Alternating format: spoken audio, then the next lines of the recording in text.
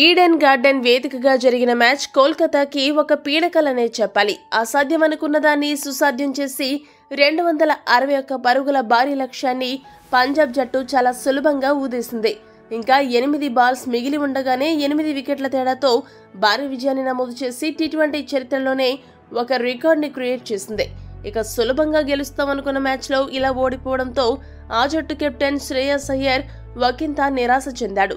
Match అనంతరం మాట్లాడుతూ శ్రేయస్ ఏమన్నాడంటే, ఈ రోజు ఇరు జట్ల బ్యాటర్లు బ్యాటింగ్ చేసిన తీరు చూడడానికి అద్భుతంగా ఉంది. కళ్లకు కనువిందు చేసింది. 2 జట్లు అద్భుతంగా ఆడాయి. నిజంగా ఈ ఓటమి నమ్మశక్యం కావడం లేదు. మొన్న రాజస్థాన్ చేతిలో భారీ లక్ష్యాన్ని కాపాడుకోలేకపోయాము. మళ్లీ ఈ రోజు అదే జరగడం బాధాకరం. ఇంతటి లక్ష్యాన్ని కాపాడుకోలేకపోయామంటే ఎక్కడో మాలోనే తప్పులున్నాయి. మా బౌలర్లలో సునీల్ నరైన్ ఒక్కడే చక్కటి ప్రదర్శన చేశాడు. మిగతా అందరూ చేతులెత్తేశారు. మా డ్రెస్సింగ్ రూమ్ కి వెళ్లి మా తప్పులు సమీక్షించుకోవాలి. వాటిని సరిచేసుకుని మళ్లీ పుంజుకుంటామని శ్రేయస్ చెప్పుకొచ్చాడు. ఈ వీడియో గనక మీకు నచ్చినట్లయితే లైక్, షేర్, కామెంట్ చేయండి.